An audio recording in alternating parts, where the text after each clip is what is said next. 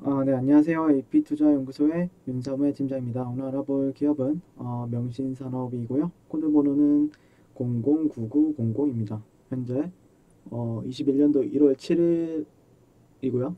네, 목요일 1시 56분을 지나고 있습니다. 일단 명신산업이 오늘 6% 정도 이제 하락을 하고 있는데요. 일단 1차적으로 조금 차트만 본다라고 하면은 좀 추세가 살짝 깨진 부분들이 있습니다. 예, 추세가 조금 살짝 깨진 부분들이 있고 어제 이제 영상을 좀 올려드리고 나서 잠시만요. 네, 영상 올려드리고 나서 한 분께서 질문을 주셨더라고요. 보유의 수가 1월 8일에 177만 주가 이제 풀린다고 하는데 이 점은 어떻게 대응해야 될지 궁금하다. 그래서 보유의 수가 뭐냐? 완전 초보라 뭐든지 알고 싶다. 예, 그래서 그 변기통님, 아이디가 변기통님이니까 기관에서 한 달 동안 의무적으로 가지고 있어야 물량이라고 알고 있다. 이렇게 얘기해 주시고, 일단 뭐 칭찬들은 감사드리고요. 네. 일단 177만 주가 풀리는데, 실질적으로 제가 좀 알아봤어요. 실질적으로 이 KSD라는 데에 가셔서, 한국예탁결제원에 가셔서 보도자료에 들어가 보시면은, 그, 여기, 1월 중 59개사 3억 2,444만, 3억 2,440만 주 의무 보유가 해제가 된다. 이렇게. 근데 이걸 다운을 받았어요, 제가. 근데 제가 지금 공교롭게도 한글 파일이 안 깔려 있어가지고 제가 깐 다음에 이제 봐야 될 것 같은데 하여튼 그래서 다운 받았는데 지금 볼 수 있는 상황이 아닙니다. 그래서 뭐 알아보니까 그 네이버의 종토방에 가니까 177만 주가 풀린다 이렇게 얘기가 나오고 있더라고요.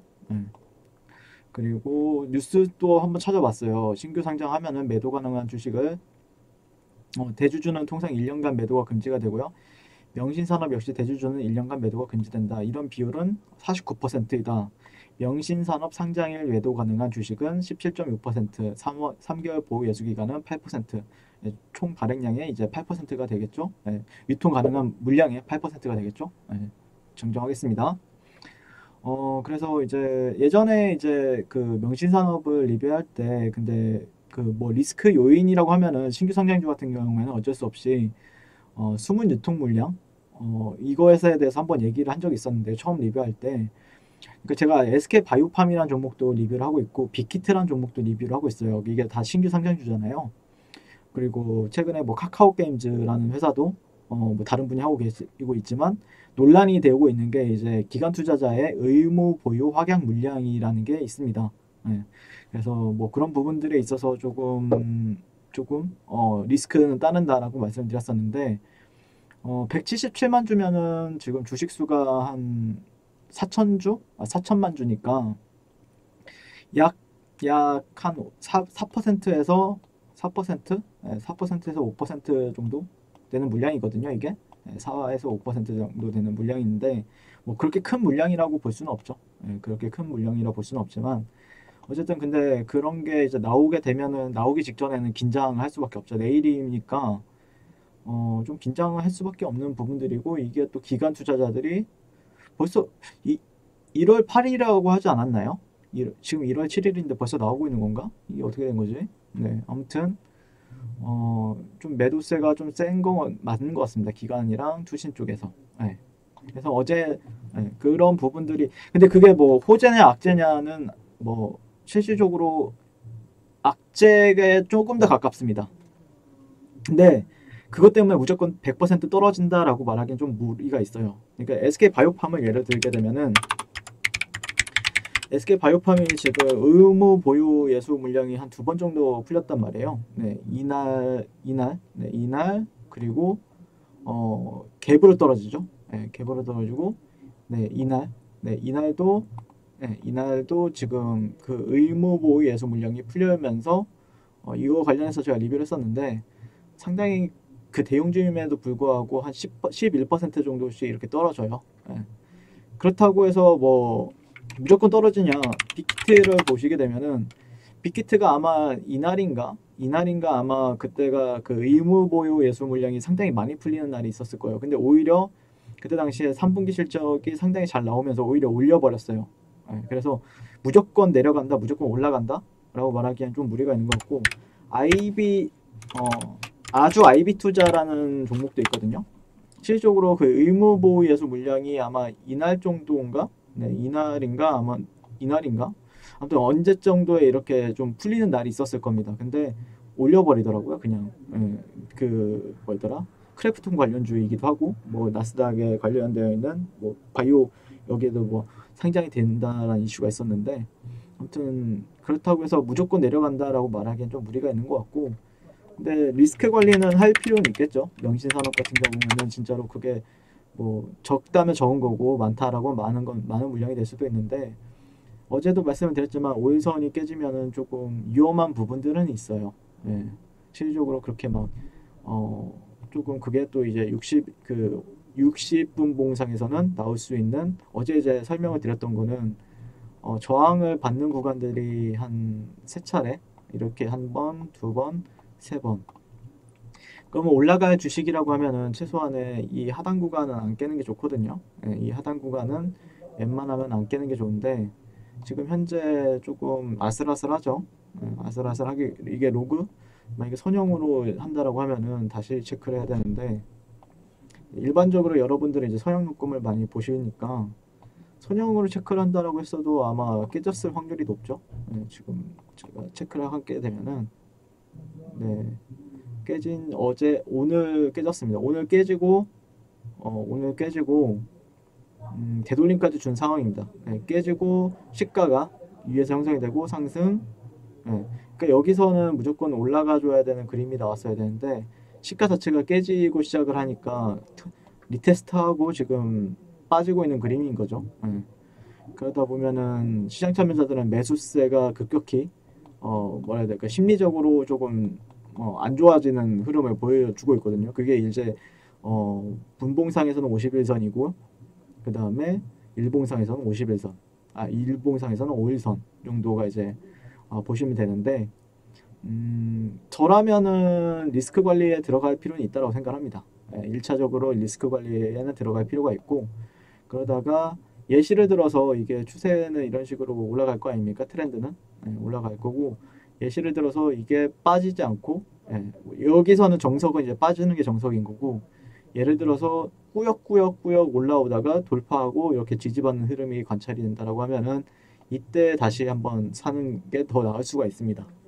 1차적으로 이 정도 대응에, 그러니까 뭐 100%다 팔아야 된다라기보다는, 그냥 저라면은 뭐 좀 약간 100% 팔거나 아니면 이런 자리에서 좀 팔아버리거나 이렇게 하는 편인데, 아마 이 영상이 또 이제 장이 끝나고 나서 진행이 되기 때문에, 만약에 되돌림을 준다라고 하면은 조금씩 이제 조금 물량 조절을 할 필요는 있겠죠.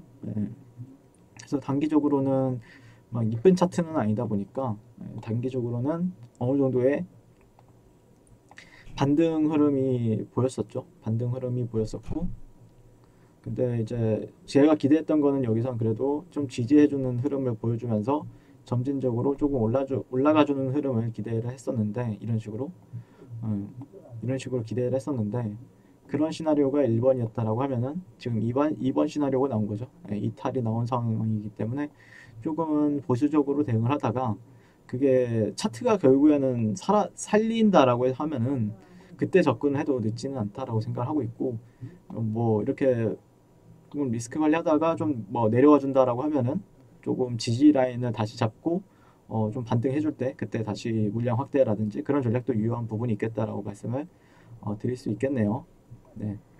실질적으로 그 오늘 시장이 이제 미 조지아 상원, 거기에 이제 결정이 되면서 민주당 쪽이 이제 차지했죠. 그러면서 이제 마이크로소프트나 애플이나 구글, 페이스북, 아마존이 이제 좀 하락을 해주는 흐름이었는데, S&P에서는요. 테슬라는 오늘도 한 3% 상승 마감을 했어요. 그래서 조금 테슬라 주가 자체는 좀 긍정적이고, 근데 나스닥이나 뭐 S&P 같은 경우에는 조금, S&P는 살아나네요. S&P는 지금 시간의 거래인데, S&P는 좀 살아나는 흐름이고, 근데 테슬라 같은 경우에는 어제도 흐름 자체는 괜찮았거든요. 흐름 자체는 상당히 좋아 보이는 흐름을 보여서요. 그러니까 어떻게 보면 바이든이 이제 뭐 당선인이라고 이제 11월 달부터 얘기가 됐지만 그 사이에도 이제 미국 쪽에서는 뭐 트럼프가 되느냐 바이든이 되느냐 말이 많았었거든요, 사실.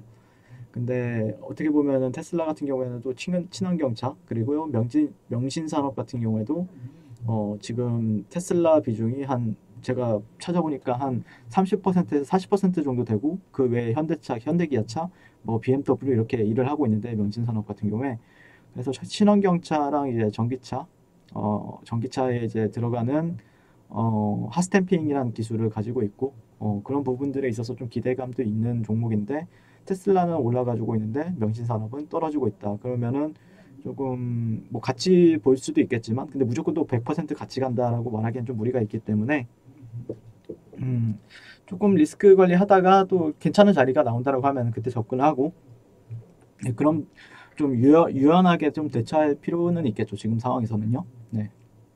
제가 바라보는 관점은 딱 이 정도. 네. 그러니까 일봉상 5일선 정도를 이탈하게 되었을 때 제가 어떻게 되는지 예시 종목을 보여드렸었죠. 어제 포인트 모바일이라는 종목을 이제 예시로 보여드렸었는데 무조건 또 내려가지도 않아요. 실질적으로. 근데 결국에는 주식이 대응의 영역이다 보니까 지금은 좀 대응할 필요가 있는 것 같고요. 그 다음에 어느 정도 또 바닥이 잡혔을 때는 또 공략해 볼 만한 자리들은 또 분명히 있기 때문에 그런 부분들에 대해서 계속해서 얘기해 볼 생각입니다. 예, 올라가도 또 공략을 가능하고 또 내려가도 근데 내가 만약에 평단가나 뭐 이런 부분들에 있어서 욕심이 있다라고 하면은 실제적으로 뭐 나는 이 기업을 그 네이버 정토방 가보니까 뭐 10만 원 간다 뭐 20, 뭐그 이상 간다 이렇게 얘기하는 사람들이 많더라고요. 저는 근데 그런 관점보다는 그냥 그런 추세적인 부분에 대해서 얘기를 하는 거니까 이제 주식 제 댓글들을 보니까 주식에 대해서 좀 초보적으로 접근하시는 분들도 많더라고요.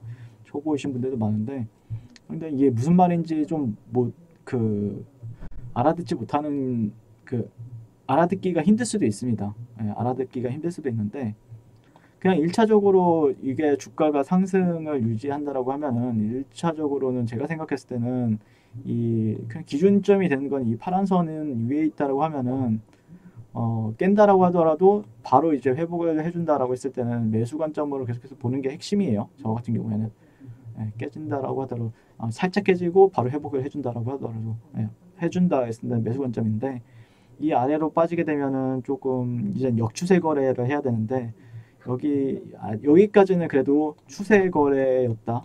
그리고 여기서는 약간 그 각도가 이 정도로 형성이 된 채널적인 요인들에 있어서 추세 거래였다라고 하면은 여기서부터는 어떻게 될지 모른다는 거죠.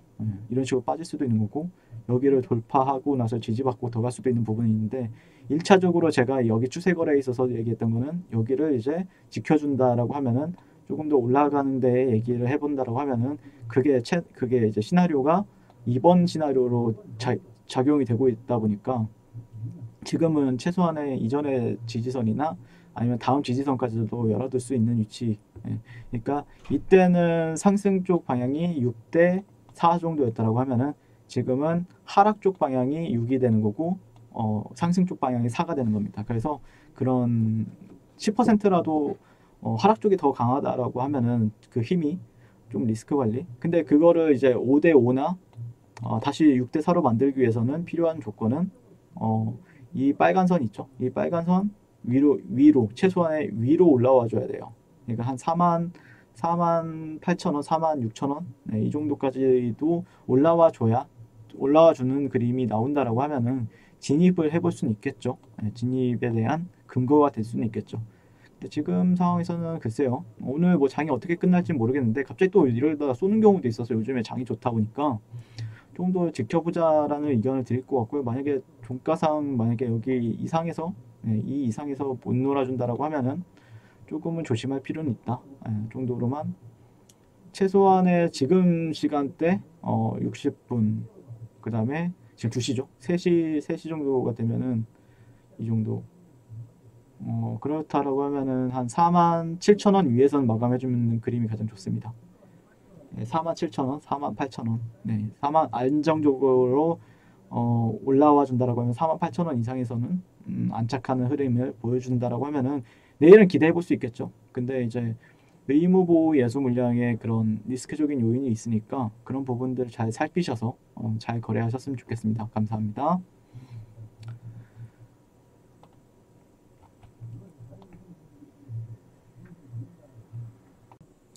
네, 그리고 무료 추천 종목을 매일매일 드리고 있습니다. 네이버에서요. AP투자연구소를 검색하시고 웹사이트 상단에 AP투자연구소 홈페이지로 갈 수 있는 링크가 나옵니다.